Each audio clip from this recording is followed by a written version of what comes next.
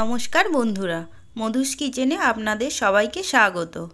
আমি আজকে আপনাদেরকে চাল আর ডাল দিয়ে সরু চাগলি পিঠা বানিয়ে দেখাবো। চলুন তাহলে কিভাবে বানাই দেখে নেওয়া যাক। বন্ধুরা, সরু চাগলি পিঠা বানানোর জন্য আমাদের ঠিকঠাক সরঞ্জামগুলো নিতে হবে। আমি এখানে 3 কাপ মতো চাল নিয়ে নিয়েছি।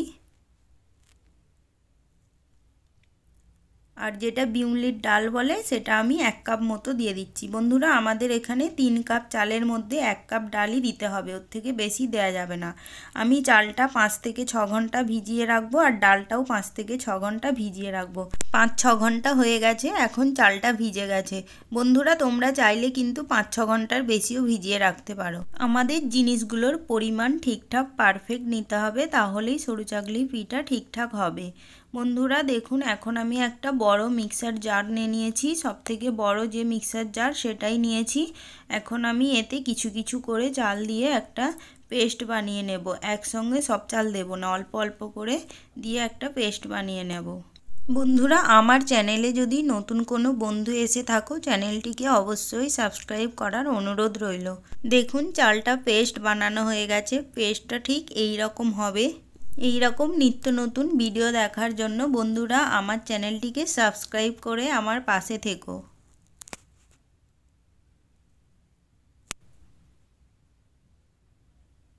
অল্প অল্প করে আমি এভাবে পুরো চালটা পেস্ট বানিয়ে নিলাম। এখন আমি ডালটাকেও ওইভাবে দিয়ে পেস্ট বানিয়ে নেব। বন্ধুরা, এই শীতের দিনে কিন্তু নলেন গুড় দিয়ে সরু চাগলি পিঠাটা খেতে কিন্তু দারুণ লাগে। তারপরে আমি অল্প জল দিয়ে ডালটাকেও এইভাবে পেস্ট বানিয়ে নেব। বন্ধুরা, এখানে কিন্তু পরিমাপগুলো ঠিকঠাক নিতে হবে। ডালের পরিমাণটা কিন্তু এই রকমই নিতে হবে। 3 কাপ চালের মধ্যে 1 কাপ ডাল, না হলে কিন্তু সরু চাগলি পিঠা তৈরি করার সময় কিন্তু চিপকে যাবে। তারপরে আমি ভালোভাবে এটাকে ফেটিয়ে নেব। খুব ভালোভাবে নাড়িয়ে নাড়িয়ে ফেটাতে হবে। এখন আমি 1 কাপ মতো ময়দা অ্যাড করে দিলাম। ময়দাটা দেবার পরে ভালোভাবে ফেটিয়ে নিতে হবে, যাতে কোনো ময়দার দানা না থেকে থাকে। এখন আমি নুন অ্যাড করে দিলাম। নুনটা দিয়েও ভালোভাবে মিক্স করে নেব। এখন আমার বেটারটা পুরো একদম রেডি। এই রকম বেটারটা হবে বন্ধুরা, দেখুন। আর এইভাবে ভালো করে ফেটিয়ে নিতে হবে। ঠিক বেটারটা এই রকম তারা হবে। এখন আমি সরু চাগলি পিঠাটা বানানোর জন্য এইরকম একটা বেগুনের বোঁটা নিয়ে নিয়েছি। তোমরা চাইলে কলা গাছের যে পাতাগুলো ফেলে দেওয়ার পরে যে ডান্ডাটা থাকে ওটা নিয়েও করতে পারো। তারপরে দেখো, একটা তাওয়ার মধ্যে এইভাবে অল্প তেল দিয়ে দিলাম। দিয়ে আর বেগুনের ডান্ডাটা দিয়ে এইভাবে ঘুরিয়ে দিতে হবে। দিয়ে তারপরে আমি 2 হাতা মতো বেটারটা দিয়ে দেব। বন্ধুরা, এখানে আমার হাতাটা ছোট, তাই আমি 2 হাতা মতো দিয়ে দিলাম। তোমরা বড় হাতা হলে 1 হাতা মতো দিয়ে দেবে। দিয়ে এইভাবে আস্তে আস্তে ঘোরাতে হবে, যাতে বেটারটা চারিদিকে হয়ে যায়। এখন আমরা মিডিয়াম টু লো ফ্লেমে এরকমভাবেই 5 মিনিট রেখে দেব।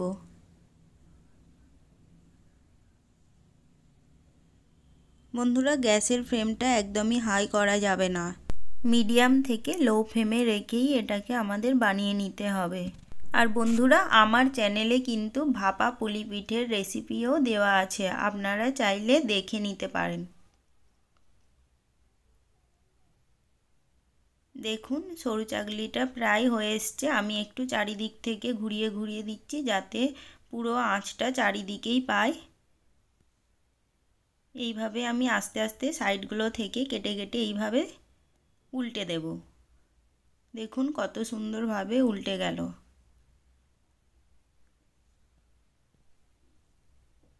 আমার একটা সরু চাগলি পিঠা রেডি হয়ে গেল।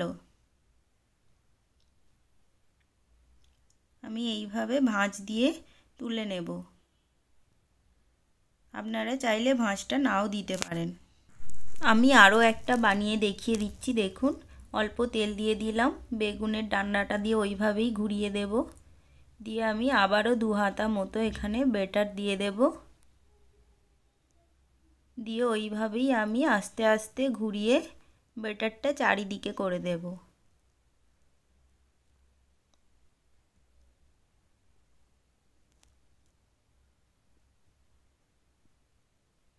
দেখুন আমার আরও একটা সরু চাকলি পিঠা হয়ে গেল। কত সুন্দরভাবে বন্ধুরা দেখুন উঠে যাচ্ছে। আপনারাও এইভাবে বাড়িতে ট্রাই করবেন। আর এটা কিন্তু নলেন গুড় দিয়ে খেতে খুবই সুন্দর লাগে। আর বন্ধুরা আপনারা বাড়িতে এই রকম সরু চাকলি পিঠা একবার হলেও বানিয়ে দেখুন, আর কেমন হয়েছে কমেন্ট করে অবশ্যই আমাকে জানাবেন। তাহলে বন্ধুরা আজকের মতো আমি বিদায় নিলাম। আর রেসিপিটি কেমন হয়েছে অবশ্যই জানাবেন। ভালো থাকবেন, সুস্থ থাকবেন। আর এরকমই রেসিপি দেখার জন্য আমার চ্যানেলটিকে সাবস্ক্রাইব করে রাখবেন। আর নিজের বন্ধুদের সঙ্গে ভিডিওটি শেয়ার করবেন।